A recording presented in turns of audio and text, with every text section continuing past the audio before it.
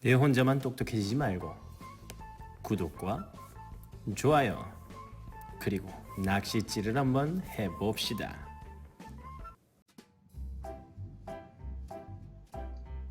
똑똑똑! 안녕하세요. 선생님은 여러분과 함께 즐겁고 재미있는 온라인 학습 함께 만드는 사회 공부하고 있는 택배교사 정선우 선생님입니다. 반갑습니다. 다 같이 눈을 크게 뜨고 우리 주변을 살펴봅시다. 본 수업 자료는 저작권법 제25조 2항에 따라 외부 공개 게시가 금지됩니다. 캡처 녹화 공유는 NO! 이번 시간에는 우리 국토의 인문환경 학습 내용을 되돌아보겠습니다. 사회교과서 59쪽에서 85쪽을 훑어보면서 함께 정리합시다. 이번 단원을 통해서 우리는 다양한 정보를 탐색하고 활용하는 능력과 여러가지 의문에 대한 해답을 찾아가는 탐구 능력을 길렀습니다. 학습 내용을 되돌아보겠습니다. 사탕은 까먹어도 뭐는 까먹으면 안 된다고요? 바로 우리가 배운 내용은 까먹으면 안 되겠죠? 가장 먼저 우리나라의 인구 구성의 변화를 살펴보았습니다. 교과서 59쪽에서 63쪽인데요. 전국 초등학교의 학급당 평균 학생 수입니다. 과거에는 무려 한 반에 65명 이상이 수업을 들었다고 합니다. 그리고 가장 최근 기록은 22명이네요. 얼마나 감소되었을까요? 무려 약 43명이나 감소가 되었습니다.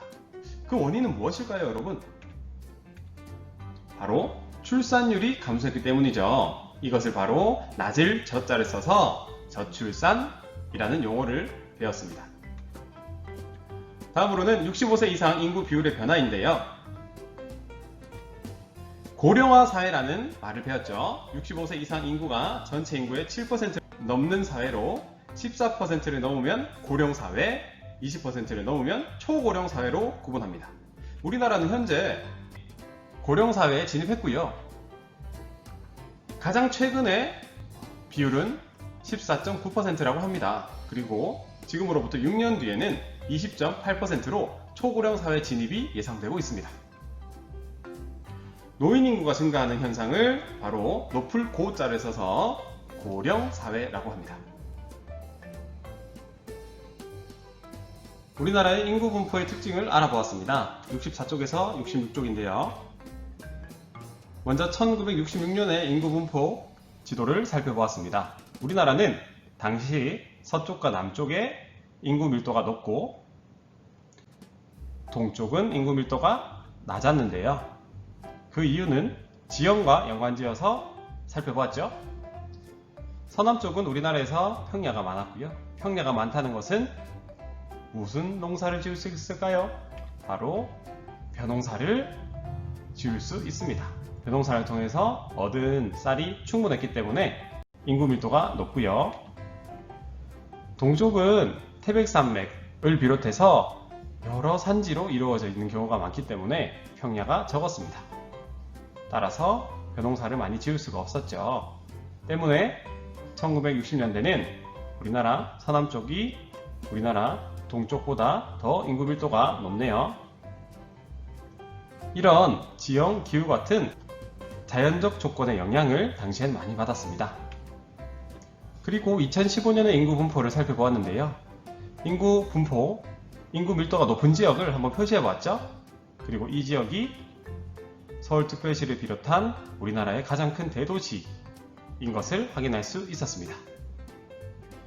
과거에 비해서 현재는 산업, 교통 같은 인간이 만든 인문적 요인이 인구 밀도에 직접적인 영향을 미치는 것을 확인할 수 있었습니다. 과거에는 지형, 기후 같은 자연적 조건이, 그리고 현재에는 산업, 교통 같은 인문적 요인이 인구 밀도에 큰 영향을 미치고 있습니다. 이어서 우리나라 도시 발달의 특징을 알아보았습니다. 교과서 67쪽에서 69쪽입니다. 우리나라 도시수와 도시별 인구의 변화를 한번 살펴보았는데요. 여기서 먼저 여러분이 집중해서 봐야 되는 것 무엇일까요? 바로 지도의 가장자리에 있는 이런 범례인데요. 범례를 조금 확대해 보겠습니다. 인구 규모에 따라서 색깔과 크기가 달라지죠. 단위는 만명 단위고요. 10만 명에서 1000만 명까지 이 범례를 통해서 나타낼 수 있습니다. 1960년에 인구 100만 명 이상인 도시가 어디일까요? 바로 노란색이죠. 서울과 부산 두 군데가 있었고요. 선생님이 살고 있는 대구는 아직 인구가 100만이 채 되지 않네요. 자, 다음은 2015년의 우리나라 도시수와 도시별 인구를 나타내고 있는 지도입니다. 1960년에 비해서 매우 복잡해졌네요. 먼저 인구 100만이 넘는 도시는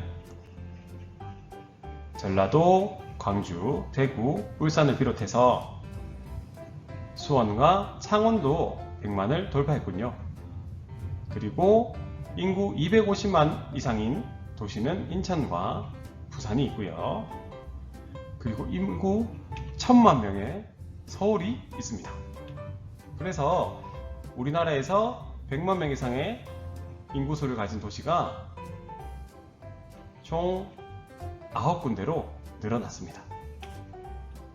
특히 수도권과 남동 해안 지역이 인구가 가장 많이 증가한 지역인데요. 다음으로는 우리나라 산업 발달의 특징을 알아보았는데요.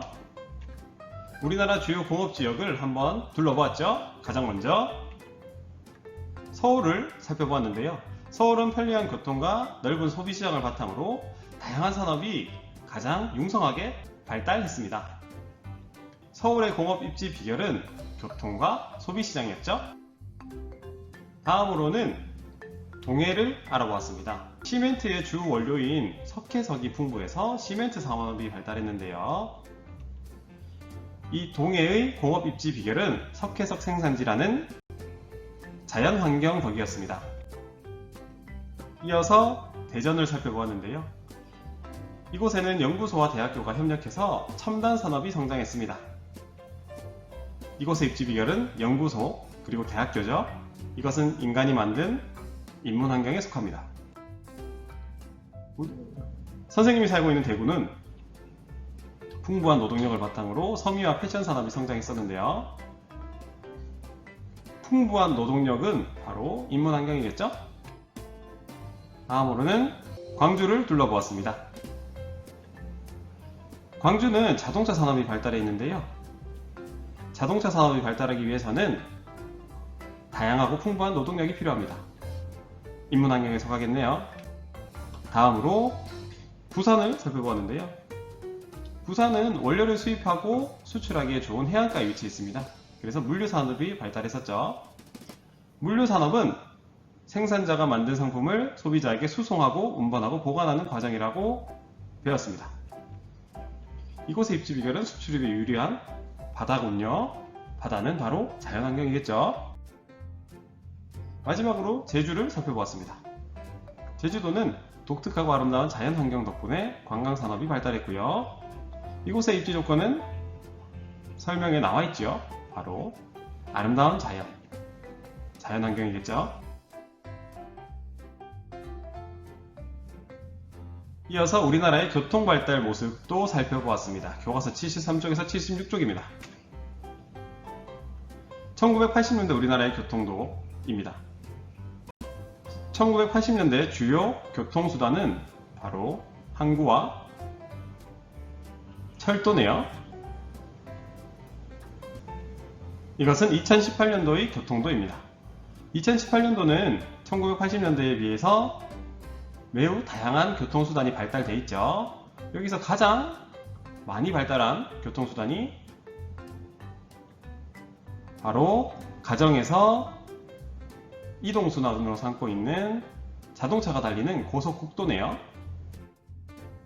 인문환경의 변화에 따라 우리 국토는 어떻게 달라졌는지도 살펴보았습니다. 77쪽에서 79쪽입니다. 이것은 우리나라 인구 분포를 나타낸 지도죠. 오른쪽 지도는 우리나라 공업중심지, 공업지역을 나타내고 있는 지도입니다. 교과서 뒤쪽에 있는 활동자료 5, 6을 활용해서 위와 같은 지도를 겹쳐보았는데요. 먼저 공업중심지를 겹쳐보니 인구가 밀집해 있는 지역에 공업 중심지가 있네요. 그리고 고속국도를 겹쳐보니 역시 마찬가지로 공업지역과 대도시의 교통이 발달되고 밀집되어 있는 것을 확인할 수 있었습니다. 이것을 표로 나타냈었는데요.